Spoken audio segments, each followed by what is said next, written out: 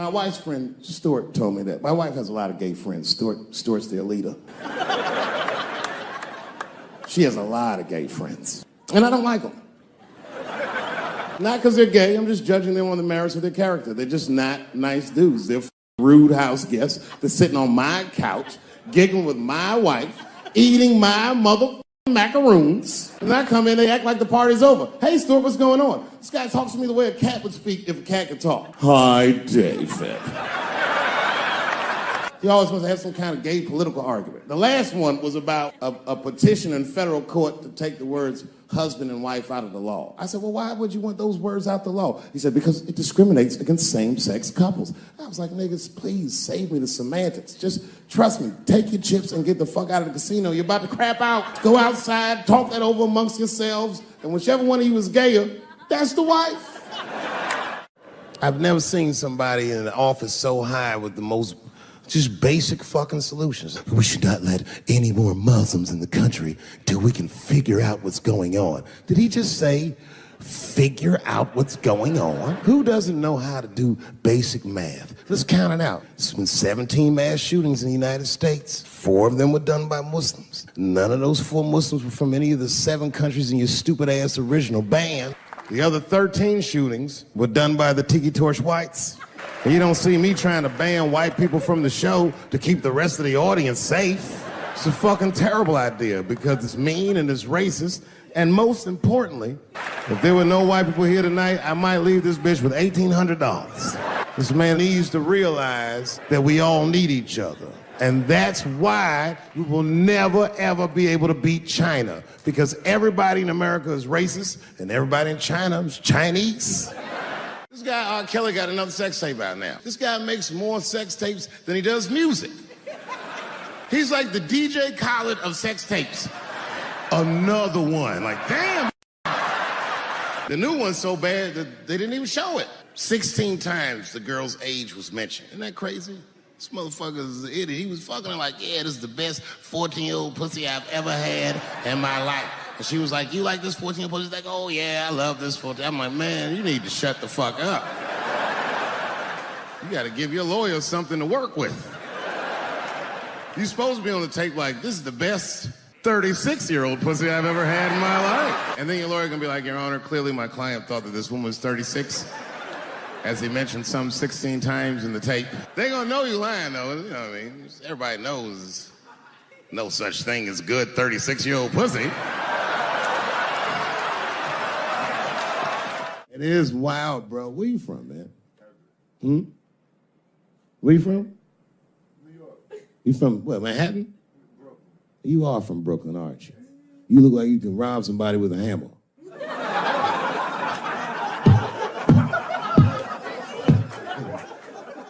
Brooklyn niggas rob you with shit they find around the house. I just got stabbed with a toothbrush. This nigga must be from Brooklyn. I'm fucking around. I think, okay, again, of all those letters, the T has the toughest road ahead. In fact, I think the T should stand for tough road ahead. They've got the longest mental gap to bridge. That's all I'm saying. Because, you know, whenever I see one of them T's on the street, I don't mind them, but I'll be like, man, I miss Bruce. I'm sorry, guys. I'm 42. I remember Bruce Jenner. Before the Kardashians, before all that, this motherfucker was a white American superhero. It was amazing. He was beating Africans at track and field. We'd never seen anything like it. He was on my cereal box growing up. You know how much of that cereal I ate, nigga? I didn't know he was gonna do that. I knew before you guys knew. I heard things on the street in Hollywood. You know, you just be out, see people. Hey, what's up, Kanye? Why the long face? Nigga, you'll see. I got 2 mother-in-laws now. There was a big dance coming up in the middle school. I was 12 years old. I said, Dad, can I go to the dance? He said, of course you can go to the dance. I want you to get out and meet some more kids. I said, great. It costs $3 to get in. And my dad said, ooh, sorry, son, I don't have it. I was like, what the fuck? You don't have $3? Well, then how are we alive, Dad? Dad said, if you want to go to the dance bad enough, I'll tell you what, there's some money in the change jar, get the money from there. I was 12 years old. That's what I did. I showed up to the dance early. There's a long line of kids waiting behind me while I'm at the door trying to count out 300 pennies to get inside. I will never forget this shit as long as I fucking live.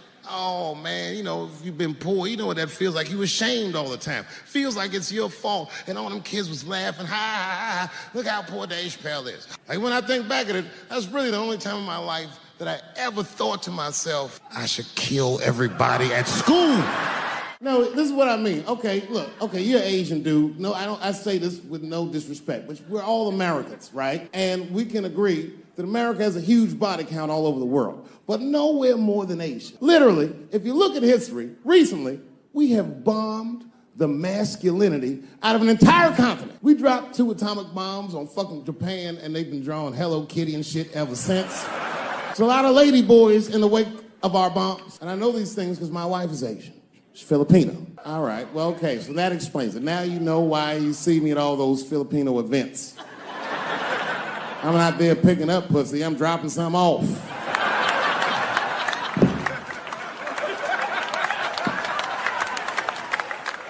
I take my wife to all that shit. I took my wife to see Pacquiao fight Mayweather. We sat ringside, okay? That was a quiet car ride home. That's what that was. That's my problem. I can't handle pressure. Sometimes pressure make me talk different. I'm serious. You ever have like that social pressure? You ever talk to somebody who's fake and they make you fake? Like, that kind of deal, like, hey, how you doing? You're like, fine, how are you? And you're like, I don't even talk like that. I get sick of that shit. I do, it just makes me sick. Sometimes I'll talk crazy just to make myself feel better. You ever do that? Just start talking like crazy. Like, you ever hear this voice? Man. That's how bad guys used to talk in the 40s. In the old days. See, I talk like that. Not all the time, but if somebody put the pressure on me, fuck it, I gotta cut loose. If the police pull me over, I'll talk crazy. Son, do you know why we pulled you over? Nah, because I'm black, see, that's right. Nah.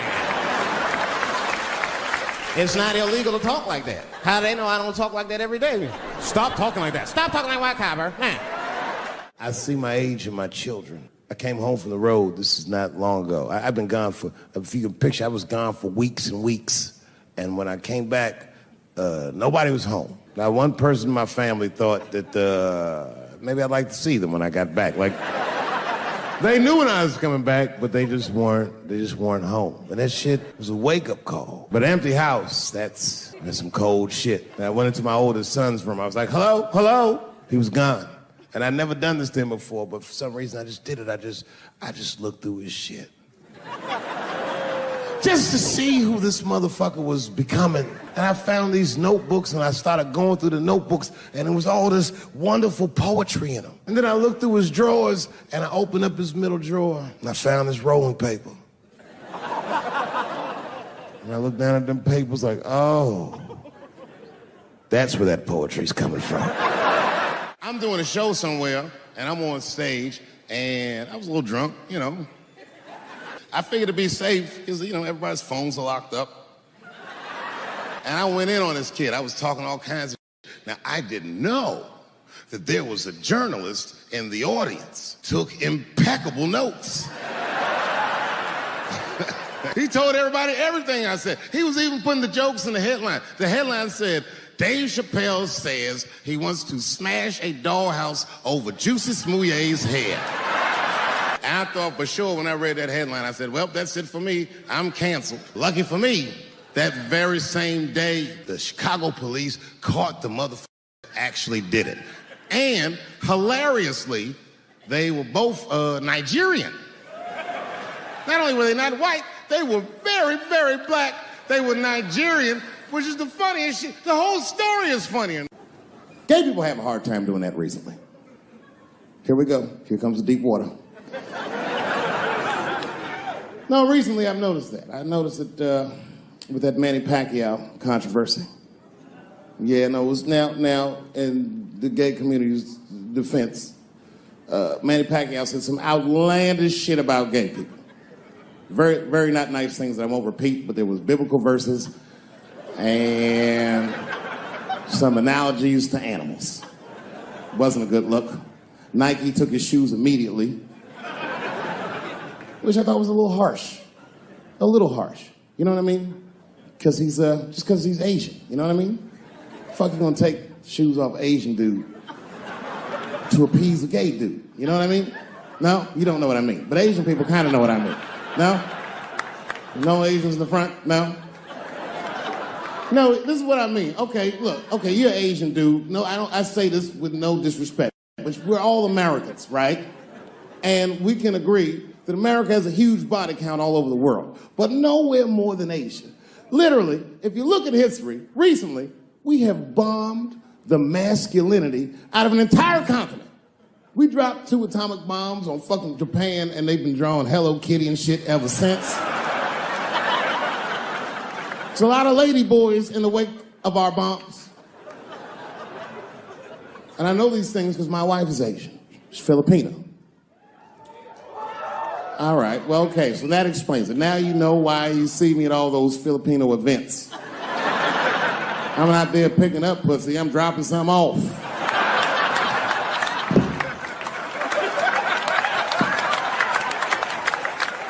I take my wife to all that shit. I took my wife to see Pacquiao fight Mayweather. We sat ringside, okay?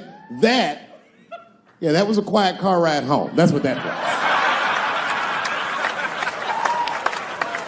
But if you know what's popping in the Philippines, you know that they got a whole generation of kids in the Philippines growing up without their mothers. Yes. A lot of women in the Philippines go to the Arabian Peninsula, they come to the United back home, which is still one of the #1 staples in the Philippines economy, money that their expats send back to the Philippines. The men, on the other hand, are left rearing children, twiddling their thumbs, waiting on their wives' checks. These men have been fucking emasculated. And then suddenly, a boxer rises from amongst them and reinstates their manhood with his motherfucking fist. This is not the guy you're supposed to ask, what do you think of homosexuals? He's not your champ. Shit. That's why I don't have a sneaker deal, because if you say something that people don't like, they'll take your fucking shoes off. Road ahead. They've got the longest mental gap to bridge. That's all I'm saying. Because, you know, whenever I see one of them T's on the street, I don't mind them, but I'll be like, man, I miss Bruce. I'm sorry, guys. I'm 42. I remember Bruce Jenner. Before the Kardashians, before all that, this motherfucker was a white American superhero. It was amazing. He was beating Africans at track and field. We'd never seen anything like it. He was on my cereal box growing up. You know how much of that cereal I ate, nigga? I didn't know he was gonna do that.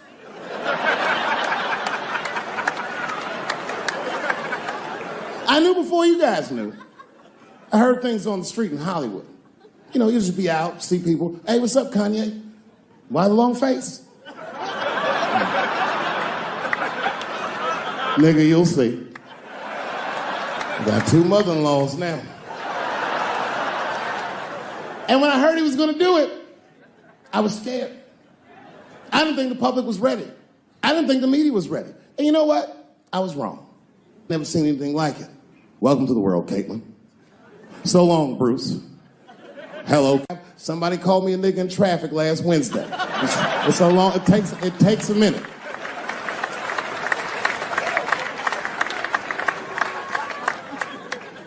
My wife's friend, Stuart, told me that. My wife has a lot of gay friends. Stuart's their leader. She has a lot of gay friends. And I don't like them.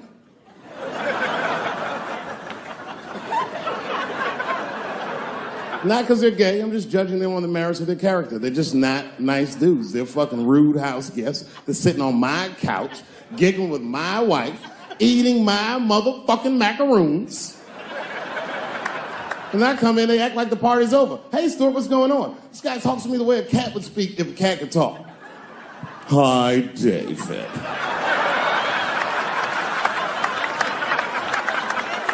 Stuart, what's all the beef, man? What's going on? He always wants to have some kind of gay political argument. The last one was about a petition in federal court to take the words husband and wife out of the law. I said, well, why would you want those words out the law? He said, because it discriminates against same-sex couples. I was like, niggas, please save me the semantics. Just trust me, take your chips and get the fuck out of the casino. You're about to decide, talk that over amongst yourselves, and whichever one of you is gayer, that's the wife.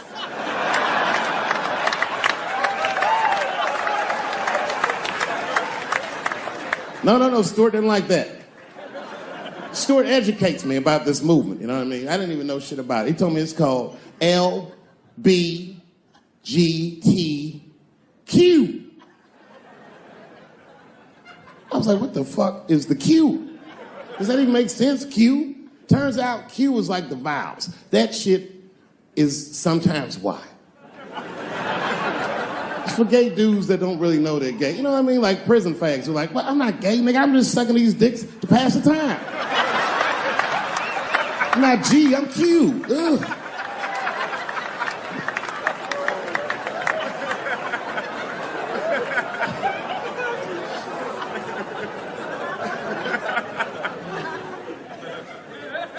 I think, okay, again, of all those letters, the T has the toughest road ahead.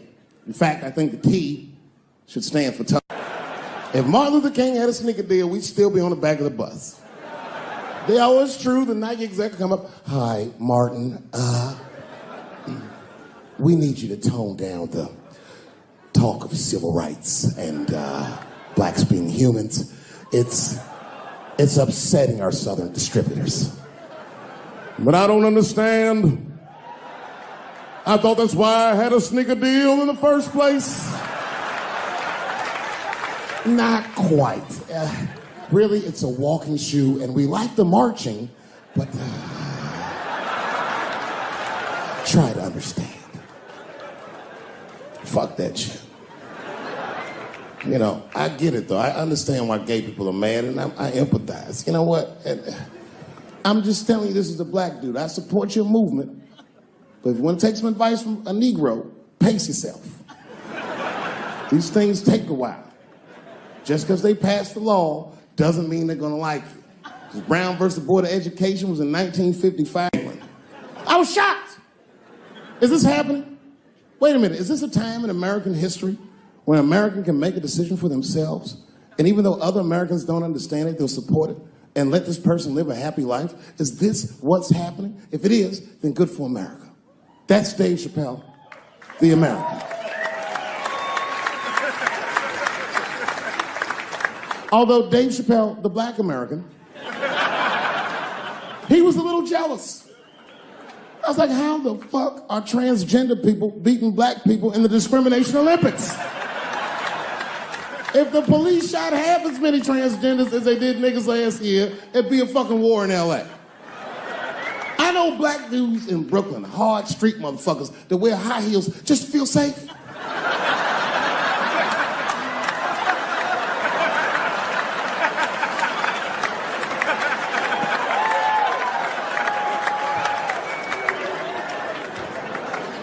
Transgenders are gangsters.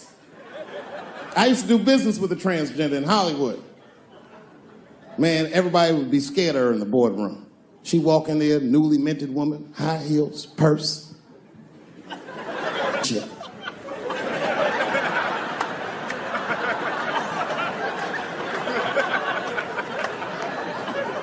And then she walked to the head of the conference table, stare at us all, reach in the purse, pull her old dick out and throw it on the table. Let's talk business, gentlemen. Ah!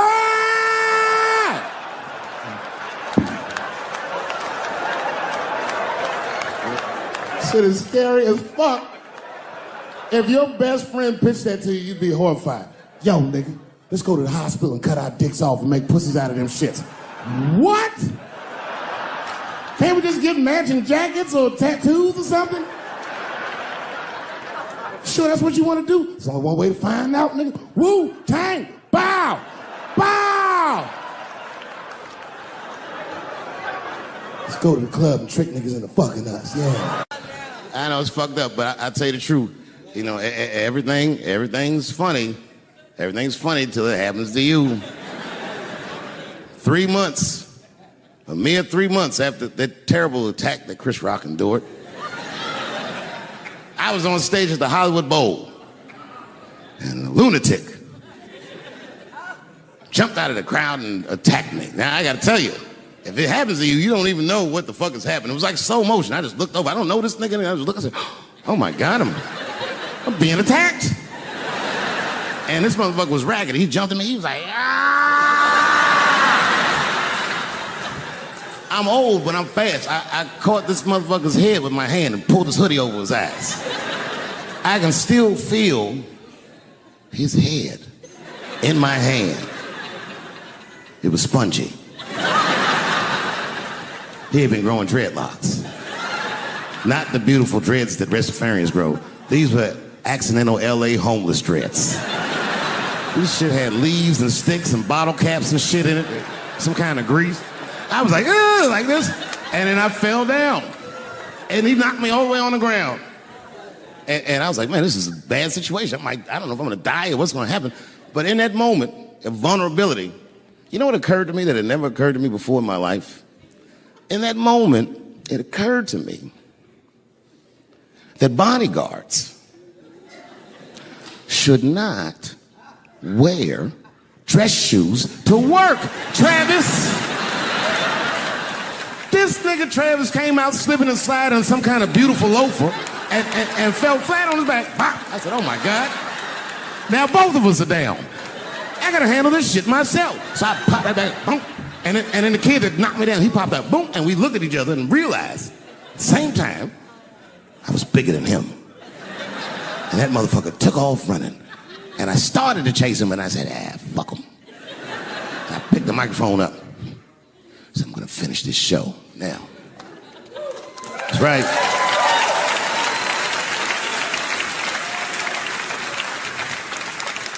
For 3 months before that, I'd been making fun of Chris Rock. And people would ask me all the time. They'd say, Dave, what would you do if you were Chris Rock and Will Smith slapped you in the face? And to this day, the answer is the same. Well, I don't know what I would have done. I've never been in a situation that extreme. But I do know now what Will Smith would not have done. And that is enjoy the rest of his evening. Man, listen. We gave that kid a good while. We was whooping his ass. Not we, I mean, I was on stage trying to think of a joke to tell, but they was beating this nigga up right behind me. Everybody could see it. Everybody could see it. And I'm sitting up there trying to think of what to say. And I'm tongue-tied. Me, of all people, can't think of anything to say.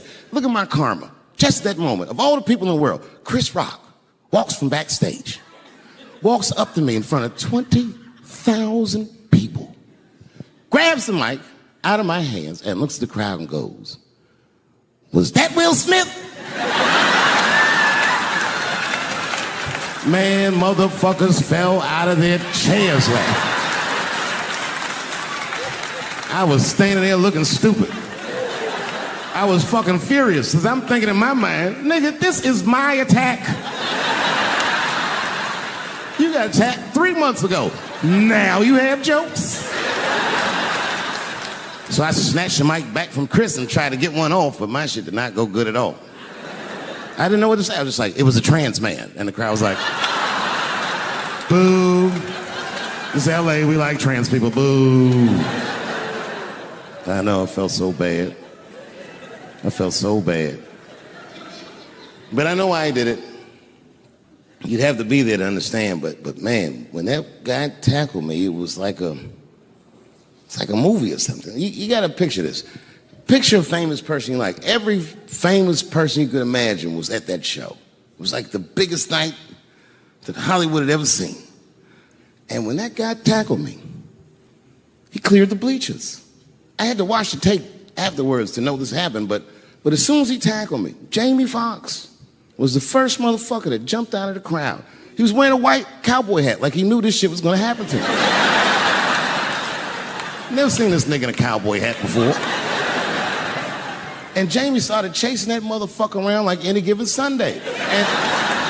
And that kid was fast as shit, was juking and shaking, and he broke Jamie's ankles, and he just kept running. And then Jon Stewart from The Daily Show ran from backstage and jumped at this motherfucker like Super Jew. He was like, ah! And the kid seen John coming, so he jumped back, and John went flying that way. And this kid was fast. And then he turned around. He sees the emergency exit. He starts running for the emergency exit. Just before he got to the door, motherfucking Puff Daddy from Bad Boy Records jumped in front of the door. That nigga was like,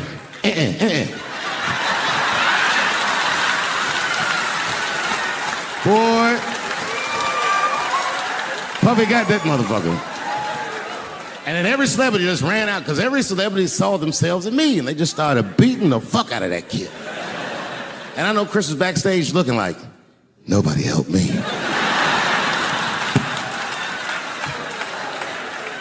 Everybody hates Chris.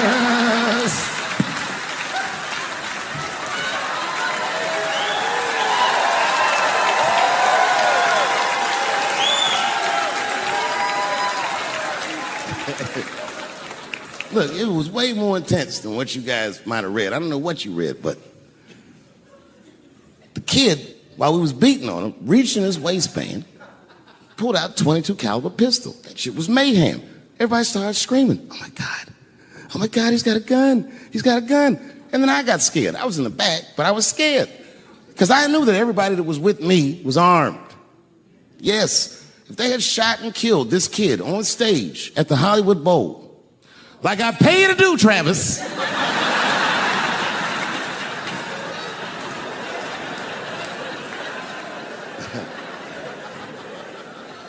But Travis G'd up. Travis wrestled the gun out of the kid's hand, and then he took it like this and tried to chamber the round, and he couldn't. So he pulled the trigger, and it wasn't a gun. A knife blade popped out of the front. I guess this kid was gonna stab me. Some scary shit. So the next night, even though I didn't have a show, I said, I gotta get right back on stage. And I went and did a show. And someone in the audience screamed out, Dave, what happened with the attack? And I didn't know there was journalists in the room. All I said was that this nigga had a knife that identified as a gun. I got 6 more weeks of bad press for that joke. I didn't even do nothing to this nigga. That's not right. That was not right. And then the New York Post went to the jail and interviewed my attacker like he was some kind of hero. And I read that interview. It turns out the entire attack was my fault. Yes, I triggered him. I didn't mean to. I had done jokes about the homeless. It turns out this young man was homeless. And I mean, there's no way I could have known this. But I will say, for a homeless guy, this nigga had incredible seats.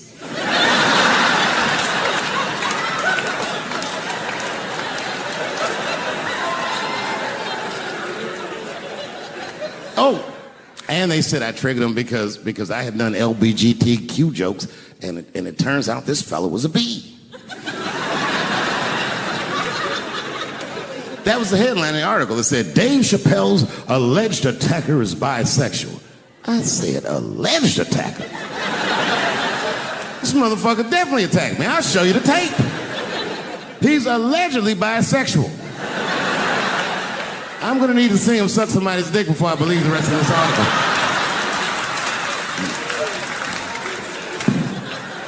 I read that shit in the paper. I was horrified. I was like, oh, bisexual? I could have been.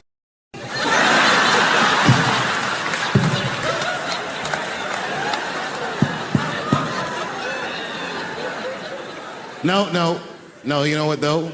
It's not funny because after all that madness ensued, I went to the hotel room. I was by myself and I opened the door and my wife was in there alone. She was sobbing, like sobbing. I said, oh my God, what's wrong with you, bitch? Did you get attacked too?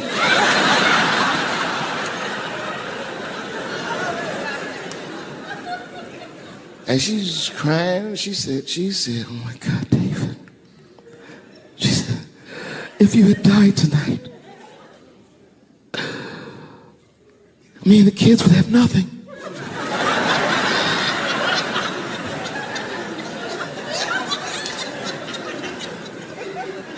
Then I knew it was serious. So I sat down on the bed next to her. And I reached in my pocket, I pulled some keys out that she'd never seen before. She said, oh, what are those keys? And I gently placed them in her hands. I said, sweetheart, those are the keys to my safe deposit box. God forbid anything ever happen to me. But if it does, don't even worry about it. You and the kids have everything you need in that box. I've already taken care of it. And she was looking at them keys, and I could see her mind realize what we were actually talking about. And then she just started crying harder. And to be honest with you, that made me cry a little bit too. And we hugged each other real tight.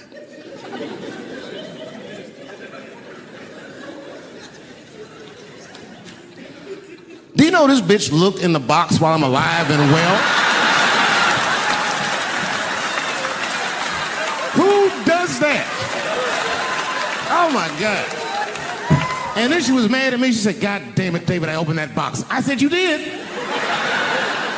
She said, yes, I did. And there was nothing in there.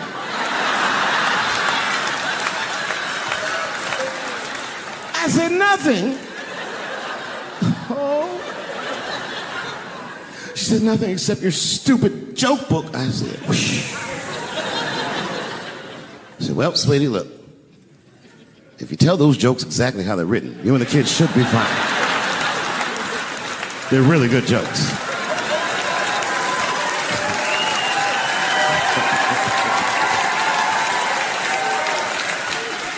She's like, good jokes? What is this shit? Come join me in my watery grave. No, you gotta roll your throat.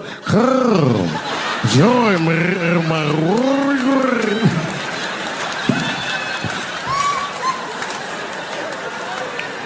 And me and her, like, we weren't arguing, but you know what I mean? She was just like, you need to stop doing that. And then I tried to change the subject. I go, how is school going, boys? And my sons tell me, well, we didn't have school today, technically. I'm like, well, what's going on? He said, well, there was like a school shooting drill. I never heard of this. You know what this is? They have drills that they make kids do where they practice what to do if somebody comes to shoot up their school. I'd never heard that before. I was like, what the fuck? Then I had to tell my sons the truth. I didn't want to tell them this shit. Son, listen to me. Fuck that drill. Somebody comes to your school and wants to shoot it up, I'm just gonna be honest with you. You probably gonna get shot, nigga. I'm just being real. You got a famous dad. I talk a lot of shit. They're gonna be gunning for you, little buddy. Just stay low and run in a zigzag pattern and don't try to save anybody, son. Do you understand me?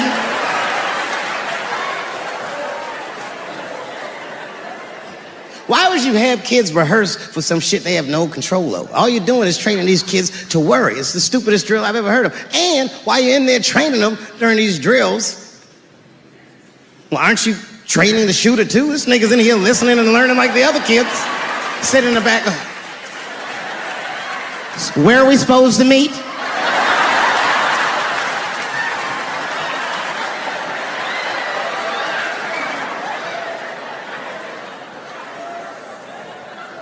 If you're a parent, this shit is terrifying. This shit is real scary. All the parents is looking at each other crazy. Because we know as parents that one of us is raising the shooter. Just don't know which one of us it is. All we know for sure is that if you're a white parent, the chances that it's you is exponentially higher than the rest of us. Shooting up school is a white kid's game. It's fucking crazy. You know, I hated school too. It never occurred to me. Kill everybody in school? It's fucking crazy.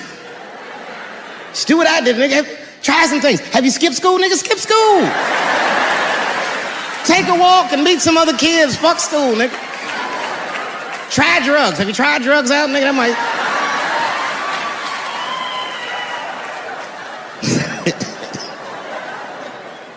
Some scary shit. I've given this a lot of thought. I don't see any peaceful way to disarm America's whites.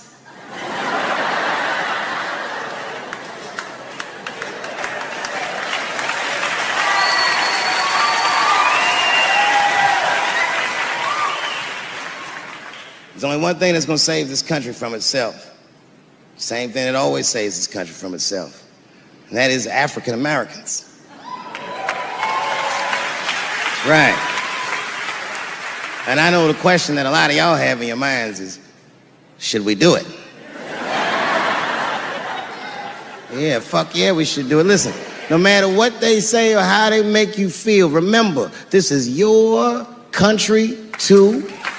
It is incumbent upon us to save our country. And you know what we have to do. This is a fucking election year. We gotta be serious. Every able-bodied African American must register for a legal firearm.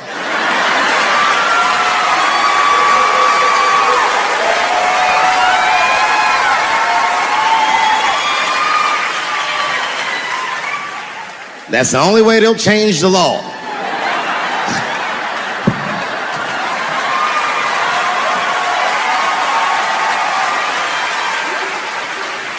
I hate guns, personally. I can't stand them. Yeah, but I have several. I don't want them, but I feel like I need them. Don't forget where I live. I live in Ohio. And anyone that knows anything about Ohio knows that even the word Ohio is an old Native American word. It means, literally, land of poor white people.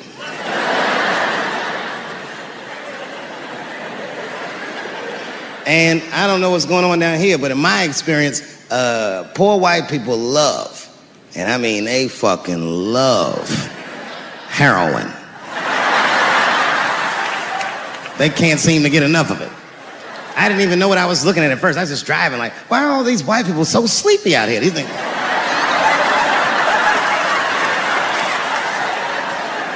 It's really bad.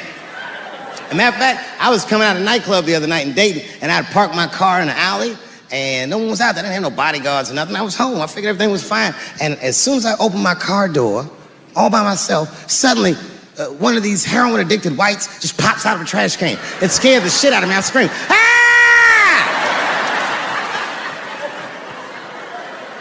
And then I realized it was a woman. She was fucked up. She's like, hey, man, relax, okay? I'm sick, all right? I need some drugs, man. Please, I'll suck your dick for $5, man. I was like, ugh. 2.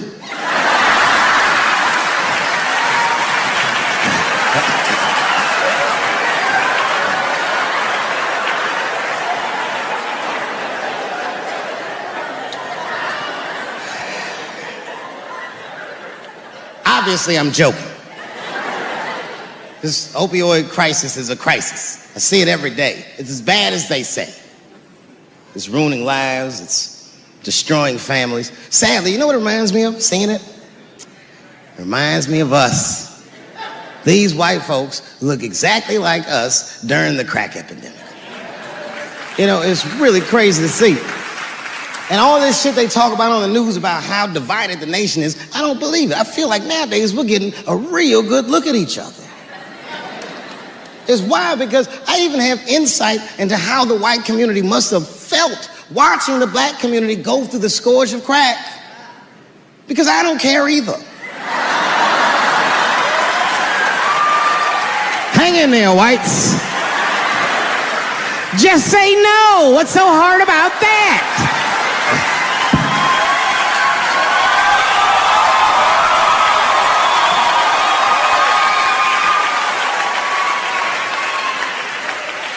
Remember when y'all said that to us? But it's okay.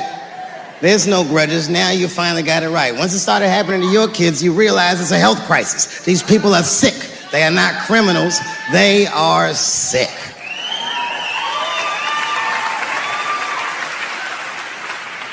Be that as it may, I'm armed to the teeth. First gun I bought was a 12-gauge shotgun. I didn't want the gun. Remember, though, I'd moved to a farm, and I was sitting there on the porch, and I see a white dude walking across my property, entitled, like he's supposed to be there. He had a rifle over his shoulder, too. Ain't that a bitch? I said, what the fuck is this guy doing on my property? I was mad as shit, but I was unarmed. So I ended up just waving to this motherfucker like a bitch. I was just like...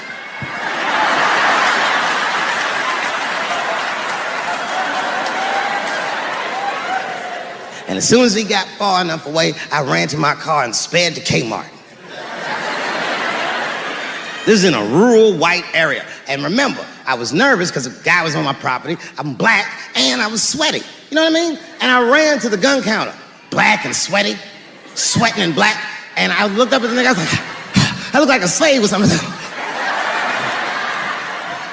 I said, I need a gun immediately, like that. Just like that. The guy didn't answer, no questions. He just grabbed a 12-gauge shotgun, handed it to me. I'd never even held a gun before. I'm not a dummy. I'm like, well, I need some bullets too. And the guy reached under the counter, put 2 box of shells on the counter. He said, all right, buddy, which box do you want? And I didn't know. One box had a picture of some ducks on it. The other box had a picture of some deer.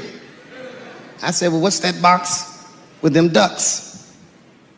He said, oh, that there's birdshot. And then he goes just like this, I'm not exaggerating, he goes, that won't kill a man.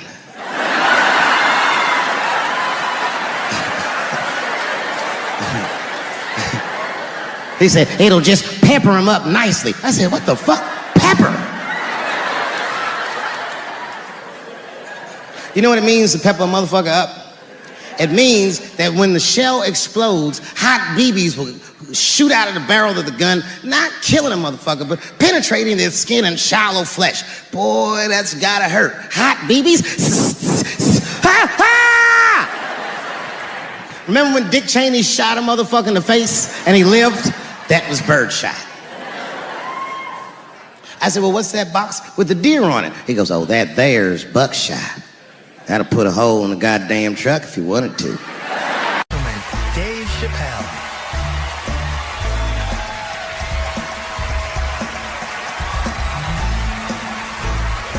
Thank you. Oh boy, I'm very nervous. No pressure. During the civil rights movement, I can't read what's on the teleprompter. Some about black America and white America. There's black Americans and there's white Americans. We're all one America. So if you don't mind, this is not live, is it? I imagine whatever I say, you could just edit it out. Let's try it a few ways. Lou, are you in the booth? I am. All right, good. You know what, Lou? Let's just play around with it and see if we can get it right and get this clip package on, and then let me go home. All right? You got it. All right. Ready? All right. Count me in. 5, 4, 3, 2, 1. Wu-Tang. I'm just with you, Lou. Let's do it again. We're gonna do it again. We'll get it right. Here we go, Dave. 5, 4, 3, 2. You know, when I was a comedian starting out in Washington, D.C., right here in this city, 1988, I'll never forget this. It was a comedy club owner that banned profanity from his comedy club. He said it offended his audience, and this was a cause of major concern for all the comedians in the circuit. And we all called a meeting, and we had the owners come, and it was the club owners, and it was the comedians. It was the classic labor dispute. The club owners laid out their case. There cannot be profanity in these clubs because that offends people. And there's a comedian who's still a good friend of mine to this day. He lives right here in Washington, D.C. He stood up and he said, he's black, I should tell you because it's important to the story. He says, I use profanity because I live a profane lifestyle. He says, I don't have an insect infestation in my house. I have roaches.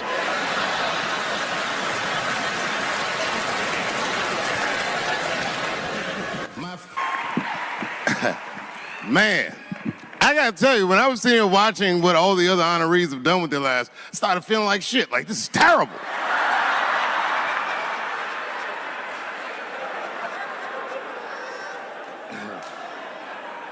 And then Bobo brought me up and started out good with that Ali picture, and then it just... But that coloring book that was in the picture, I know the Ali's are here, that coloring book, my mother has it. And the champ, he signed it. You know, the greatest, he signed it, Muhammad Ali. And his sparring partner was there that day. And his sparring partner signed it, said the next heavyweight champion in the world, Larry Holmes. And he was. And 2-year-old Dave Chappelle colored all in that shit and just ruined the book.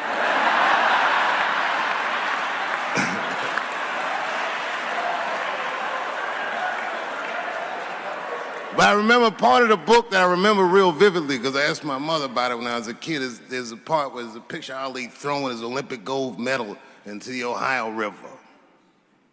That's why it's so weird for me being here. You know, both my parents were very brilliant. My dad went to Brown in 1955. That's right. He told me at the time he was one of 3 black students. He said one of the guys got accused of a rape that he probably didn't commit.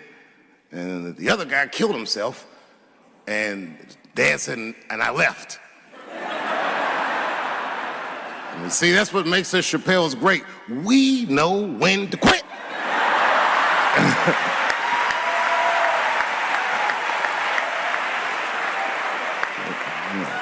They all just live to fight another day.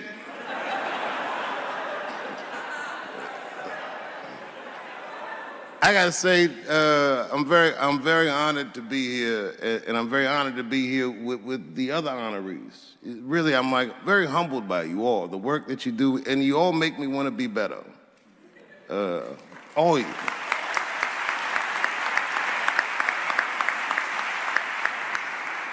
And you know, I was gonna stop doing stand-up for a while because 4 comedy specials in a year is like, that's a lot, you know. But you know, shout out to my colleagues in comedy. I just want to say that in a way, this for me belongs to my mother primarily, who was an African American studies professor, and a lot of the content that I say, she raised me well. I'm not an uninformed person. But also, you know, my colleagues in comedy, like comedians have been getting beat up pretty bad recently, and we're somehow nowadays expected to speak with the precision of attorneys or politicians. We are not. I always think of James Baldwin. You know, James Baldwin was one of my favorite writers because he managed to tell white people what they feel like to be around.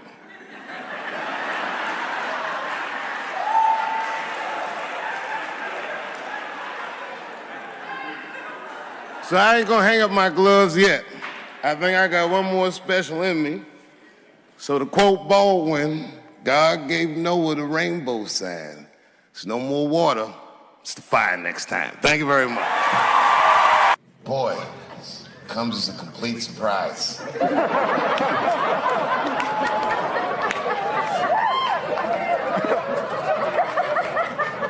I mean, I read all the reviews, and they said so many terrible things. They were embarrassed for me. I had lost my way. It wasn't even worth watching. I hope all you critics learn from this. This is a teachable moment. Shut the fuck up forever.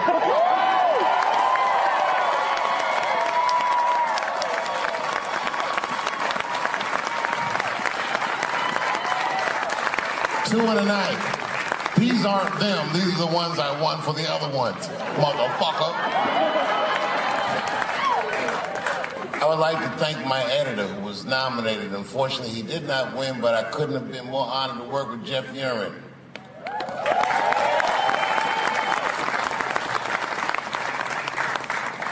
Stan Lathan has been directing television since 1968. Any show that I watched when I was growing up, he directed it. From Sesame Street to Sanford and Son to Good Times to Everything Black. And finally, you motherfuckers finally gave him an Emmy tonight. He deserves so much more, but I'm glad you came around.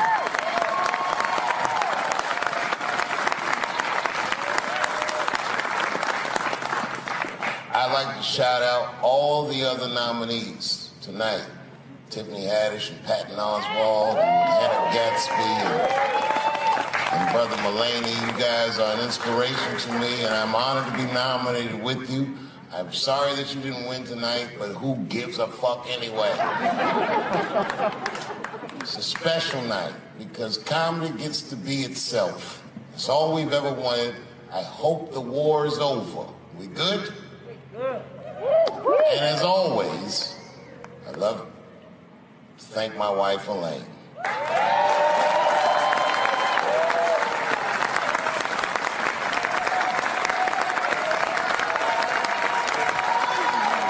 That's right. Elaine has been with me for the last 25 years and had to endure the pains of living with the greatest comedian ever. See you on Monday. Thank you very much. Good night. Thank you. Thank you. I like not knowing what's going to happen. I like making memories. Sometimes I do all this crazy shit around my colleagues just so that they can tell their friends I did it. But rather than talk about myself, just briefly, I want to just talk about my genre. Stand-up comedy is an incredibly American genre. I don't think any other country could produce this many comedians. And unbeknownst to many people in this audience, I don't think there's opinion that it exists in this country that is not represented in a comedy club by somebody. Each and every one of you has a champion in the room. We watch you guys fight, but when we're together, we talk it out. I know comics that are very racist, and I watch them on stage, and everyone's laughing, and I'm like, that motherfucker means that shit.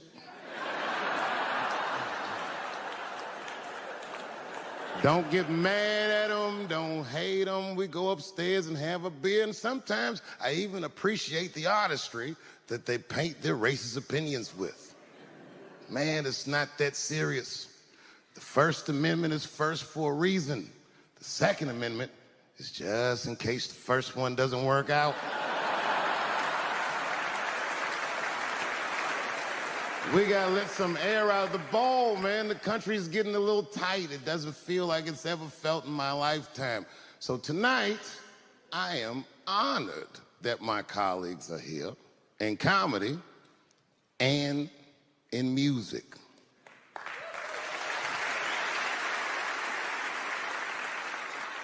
And I want everyone in America right now to look at me. Look at me smoking indoors.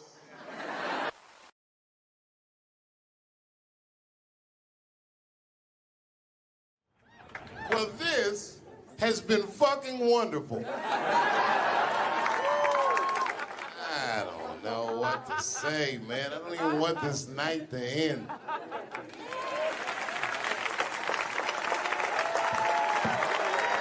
I promise you, whoever cares the most, I care at least as much as them. I know what I got, because I lost it all. I gotta tell you something, and I don't talk about it often. Have you ever worked all your life for something and have it not work out? That happened to me. It was tough. Think about it. I was gone for 12 years. It's not a little bit of time. It was hell. I watched other niggas that I knew become very famous. I watched the world go on without me. I mourned the loss of it, and after a while, I didn't care. Coming back was terrifying. I understand what I am. I really do, more than anybody. Like when they write about me in history, I'll be dead reading it like, yeah, I knew they'd say that. They said that a person can't dream of a face they've never seen. Can't believe that's true, but it's probably true. Boy, I got a long bank of faces. 32 years, I could close my eyes. I could think of any night. There's so many faces. Every night, most nights, they're all looking up smiling. You have no idea what the world looks like from that. All different races, all different colors, all different kind of beliefs, just looking at me, smiling for 32 years, night after night.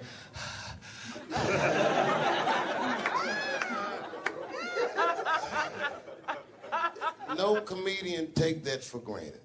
I swear to God, this might be the noblest of professions. Robin Williams had a bar that I loved. He said comedy is the only job you can have where you can use everything you know. And that's true. You can use more than you know. If you use what you think, use it. Don't be afraid. Don't let these bitch-ass niggas button your lip. Say it anyway.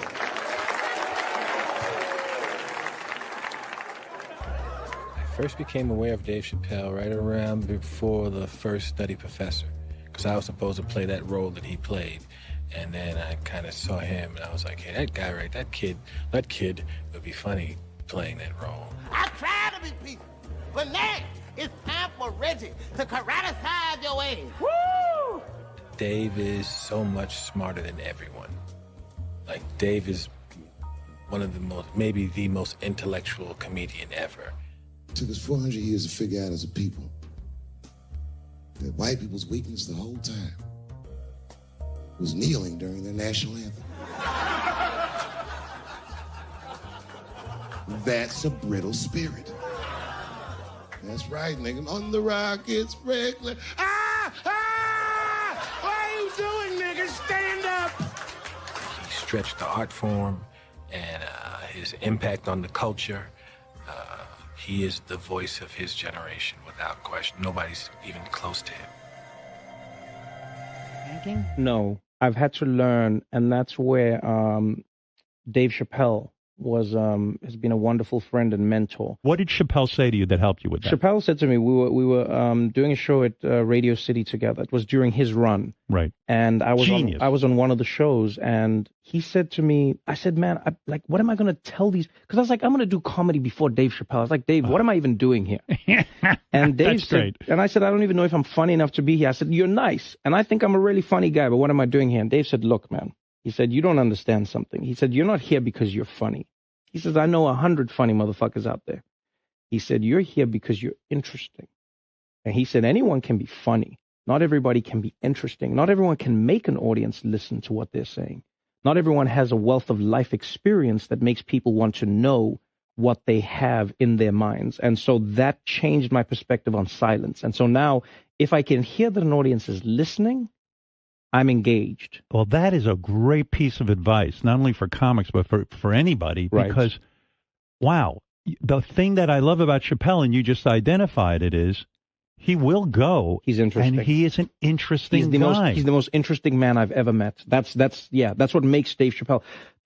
Many people are funny. There's a lot of funny stand-up comedians all over the world. Yes. But what makes Dave Chappelle is that he is interesting. It's how he sees the world between the jokes. But all jokes aside, Kevin Spacey shouldn't have done that shit to that kid.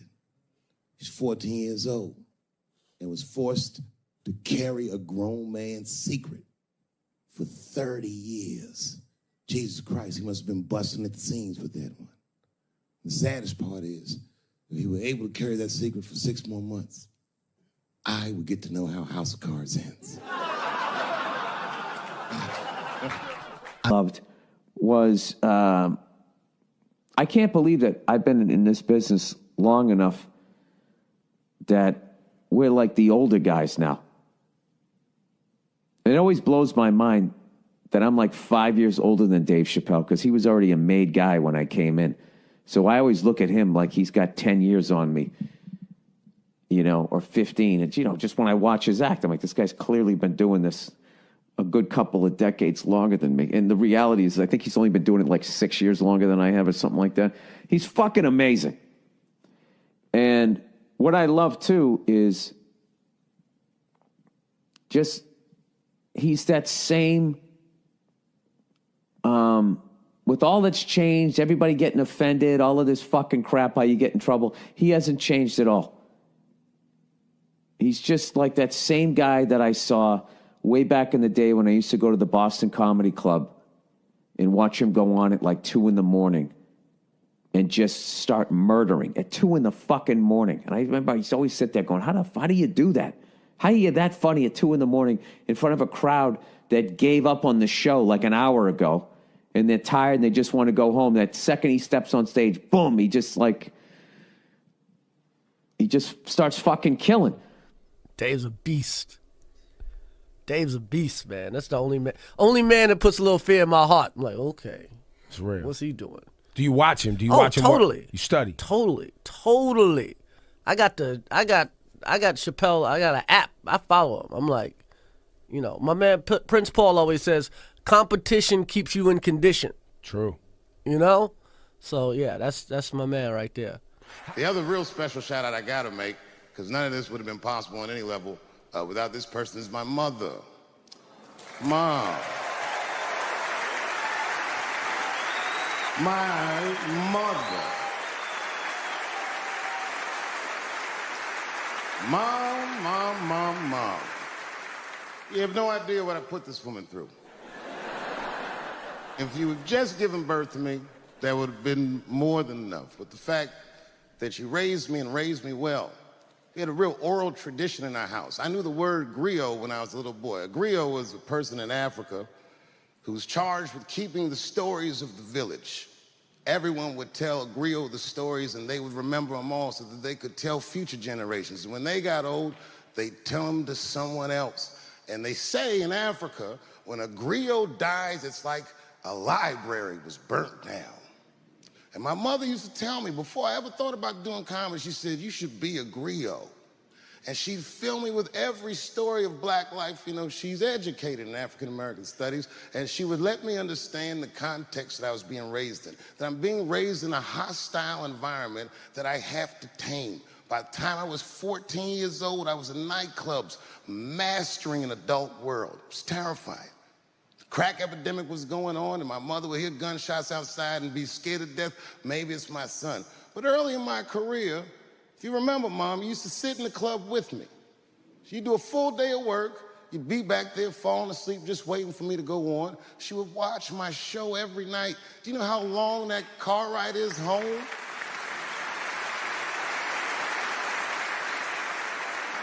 How many of you have ever heard your mother say, pussy jokes were a little too much tonight, son?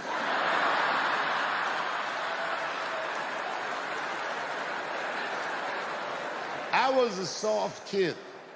I was sensitive, I'd cry easy, and I would be scared to fist fight. And my mother used to tell me this thing, I don't even know if you remember, but you said this to me more than once. You said, son, sometimes you have to be a lion so you can be the lamb you really are. I talk this shit like a lion. I'm not afraid of any of you. When it comes word to word, I will gab with the best of them, just so I can chill and be me. And that's why I love my art form, because I understand every practitioner of it. Whether I agree with them or not, I know where they're coming from. They want to be heard. They got something to say. There's something they notice. They just want to be understood. Love this genre. It saved my life.